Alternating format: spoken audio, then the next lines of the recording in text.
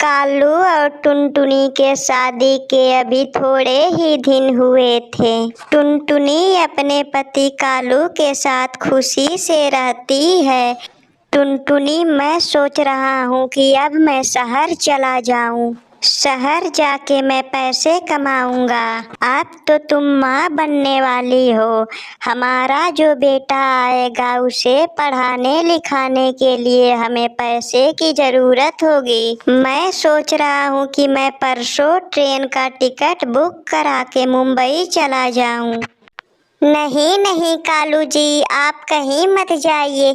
अगर आप चले जाएंगे तो मेरा ध्यान कौन रखेगा? अभी तो हमारी नई नई शादी हुई है। टुनटुनी, मैं क्या करूं, मेरा भी मन जाने को नहीं कर रहा है। घर चलाने के लिए पैसे तो चाहिए ही, मुझे जाना ही होगा। कल को जब टुनटुनी हम मम्मी पापा बन जाएंगे और हमारा बेटा कुछ खाने को मांगेगा तो हम लोग कहाँ से उसे कुछ खाने को देंगे।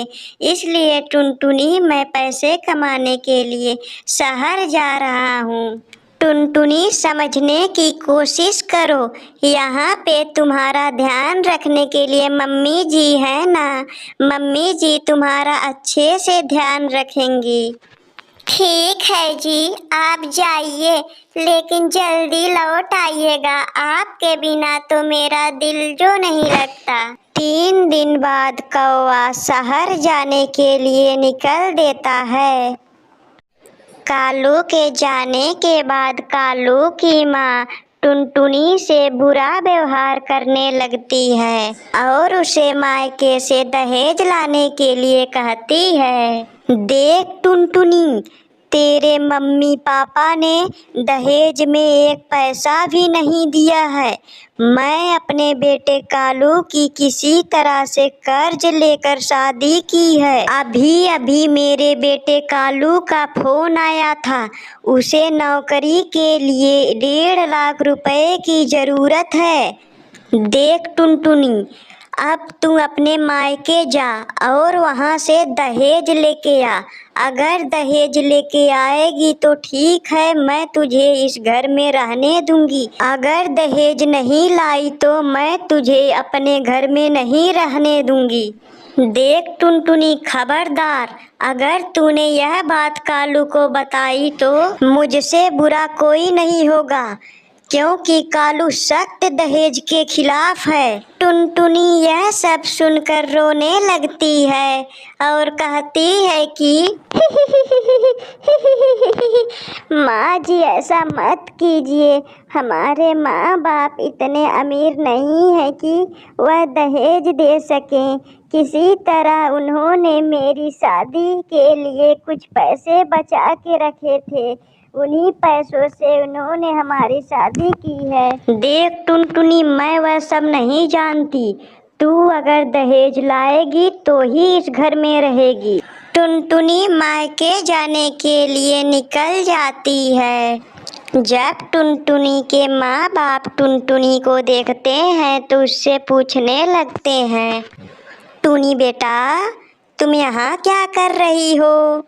तुम्हें तो अपने ससुराल में होना चाहिए था। और कालू जी कहाँ हैं? कालू जी नहीं आए क्या तेरे साथ? और तू रो क्यों रही है? आई बाबा, मैं आप लोगों को क्या बताऊं।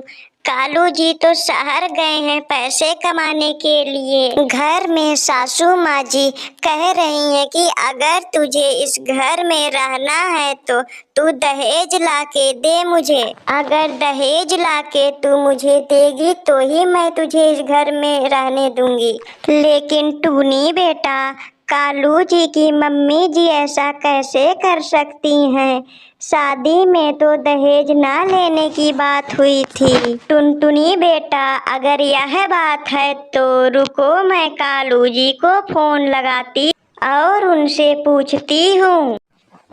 नहीं नहीं आई, फोन मत लगाइए। कालू जी तो दहेज के सख्त खिलाफ हैं। अगर ऐसी बात है तो मैं उस घर में जाऊंगी ही नहीं। कई महीने बीत चुके थे। एक दिन टुनटुनी को उल्टी होने लगती है। तभी टुनटुनी की माँ टुनटुनी को उल्टी होते हुए देख लेती है और टुनटुनी से कहती है कि टुनटुनी बेटा, अब तुम माँ बनने वाली हो, अब तुम ज़्यादा काम धंधे मत किया करो, अब तुम्हें ज़्यादा से ज़्यादा आराम करने की ज़रूरत है। आज मैं तुम्हारे बाबा से कहकर आयरन और कैल्शियम की गोली मंगवा दूंगी, क्योंकि इस कंडीशन में तुम्हें आयरन और कैल्शियम की गोली की सख्त ज़रूरत है। धीरे धीरे समय बीतता गया।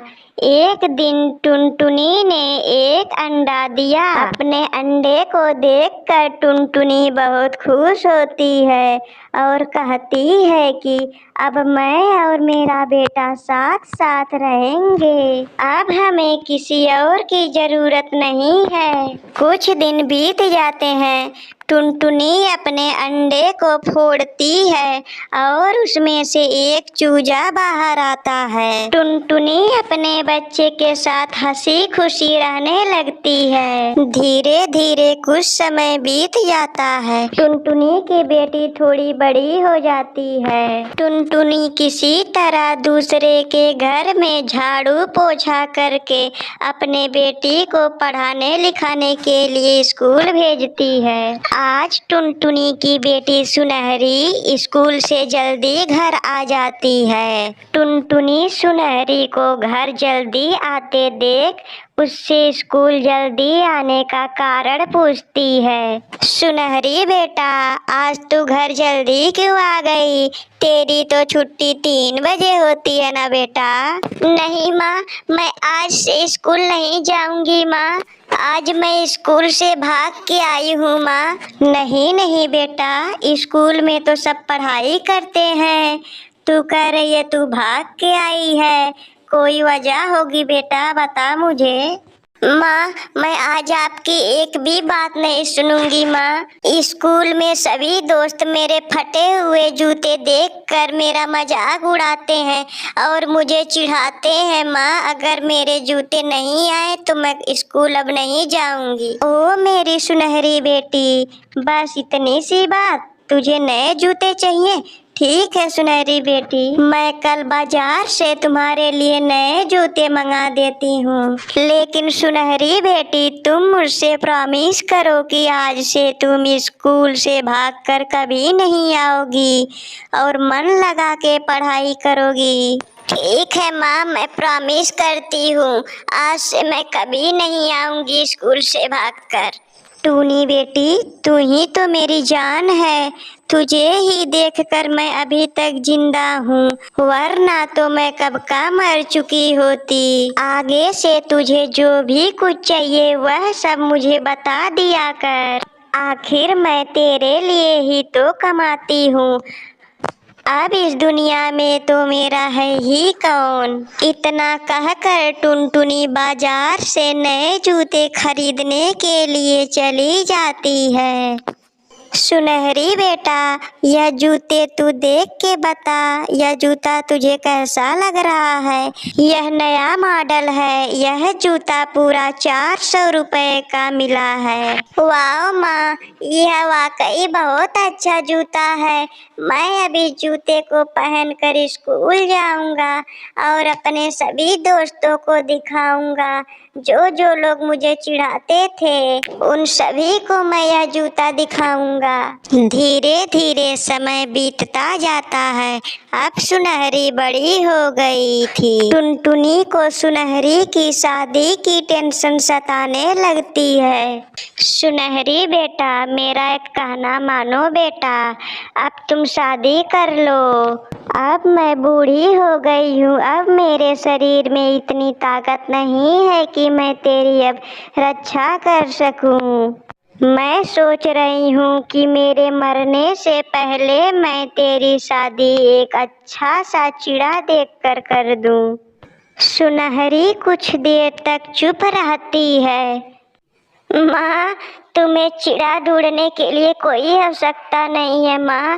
पास वाले जंगल में एक चिड़ा है, मैं उसी चिड़ा से प्यार करती हूँ माँ। मैं उसी से शादी करूँगी और उसी के साथ अपना घर बसाऊंगी। ठीक है बेटी, जैसी तेरी मर्जी।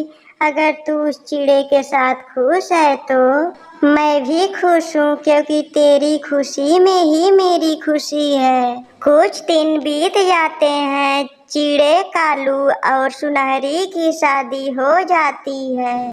सुनहरी जी, अब हमें अपने घर चलना चाहिए। नहीं नहीं कालू जी, मैं अपने माँ को छोड़कर नहीं जाऊंगी, मुझे माँ की बहुत याद आ रही है। सुनहरी जी, आप टेंशन मत लीजिए, मैं सोच रहा हूँ कि मैं माँ को भी अपने साथ घर लेके चलूं। वैसे भी मेरे घर में कोई नहीं रहता, मैं अपने घर में अकेला ही रहता हूँ। तब टुनटुनी अपने बेटी सुनहरी और कालू जी के घर में तीनों एक साथ खुशी खुशी से रहने लगते हैं।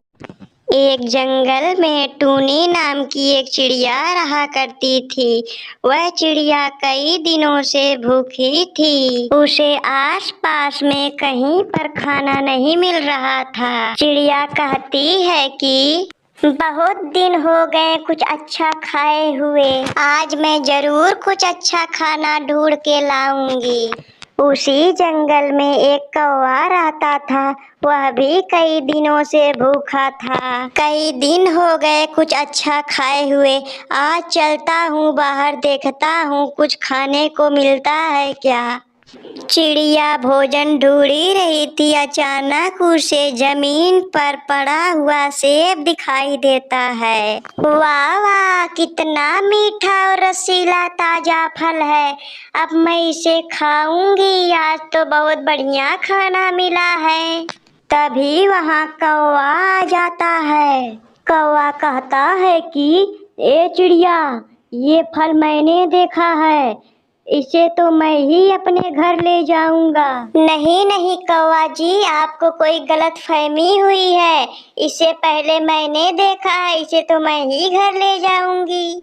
तब दोनों आपस में झगड़ा करने लगते हैं। तब चिड़िया कहती है कि देखिए कालू जी, अगर ऐसी बात है तो इस फल को हम दोनों लोग आपस में बांट लिया जाए। आधा आप अपने घर ले जाओ, आधा मैं अपने घर ले जाती हूँ। इससे हम दोनों लोग के बीच झगड़ा भी नहीं होगा और हम दोनों लोग की भूख भी मिट जाएगी। दोनों आपस में आधे आधे सेब बांट कर अपने घर को चले जाते हैं। चिड़िया घर पे आके सोचती है कि मैं इस सेब को बो देती हूँ, जब यह सेब बड़े हो जाएंगे तो फल देने लगेंगे, इस फल को मैं बेच कर अच्छे पैसे कमाने लगूंगी। वहीं दूसरी तरफ कौवा अपने घर पहुंचकर कहता है कि ये चिड़िया पता नहीं कहाँ से आ गई, अगर यह चिड़िया नहीं आई होती तो सारे सेब मेरे हो जाते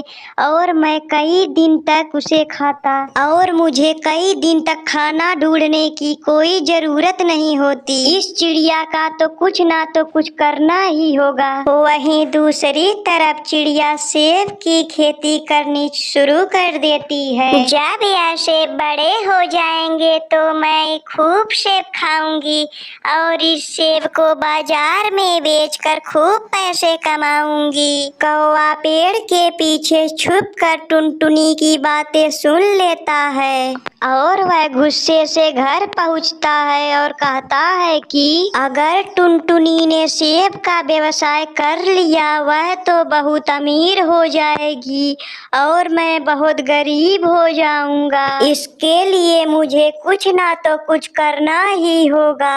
मैं एक काम करता हूँ, जब सेब पर फल लग जाएंगे मैं रात में उस फल का चोरी करके उसे मैं बाजार में बेच आया करूँगा। देखते ही देखते धीरे धीरे समय बीत जाता है। अब चिड़िया के पेड़ पर सेब के फल आ गए थे। चिड़िया उस फल को देखकर बहुत खुश होती है और कहती है कि मैं इस फल को तोड़कर कल बाजार में बेच आऊंगी। चिड़िया अपने घर चली जाती है। उसी रात कालू चिड़िया के बाग में आता है और पेड़ से सारे सेब को तोड़ लेता है और उसे बाजार में ले जाकर बेच देता है। जब चिड़िया सुबह उठकर अपने बगीचे में आती है तो वह देखती है सेब के पेड़ पर एक भी सेब नहीं थे। हे भगवान, मेरे सारे सेब कौन तोड़ ले गया? कितने दिनों से मैं सेब की देखभाल कर रही थी। मुझे मालूम है यह काम उस काले कौवे का ही है। वही दिन रात मेरे सेब के आगे पीछे भटक रहा था। अब मुझे उसे सबक सिखाने के लिए कुछ ना तो कुछ करना ही होगा।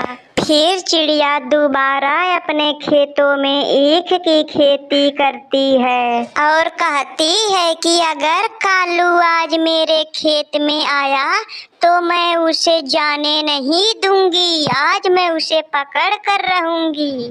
रात हो जाती है। आज फिर कालू चिड़िया के खेत में ईख की चोरी करने के लिए आया था। कौवा जैसे ही ईख तोड़ने जाता है तभी ऊपर से एक जाल गिरता है और कौवा उस जाल में फंस जाता है। तभी चिड़िया कौवे को जाल में फंसा देख वहां पर आती है और कहती है कि और कौवा जी, क्या हाल है? आप ही चोर है ना, जो आप मेरे बाग से सेब को चुरा ले गए थे और आज आप मेरे ईख को भी चुराने आए हैं। अब मैं आपको छोड़ूंगी ही नहीं। अब मैं आपको राजा के पास ले जाऊंगी और राजा ही आपको सजा सुनाएंगे। चिड़िया बहन, मुझे माफ कर दो। मैं अंधा हो गया था लालच में। आज के बाद मैं किसी का कोई भी चीज चोरी नहीं करूंगा। मुझे माफ कर दो चिड़िया बहन। यह सुनकर चिड़िया को दया आ जाती है और वह कौवे को माफ कर देती है। तब कौवा आज के बाद चिड़िया को कभी परेशान नहीं करता है और वह साथ साथ मिलजुल कर खुशी से रहने लगते हैं।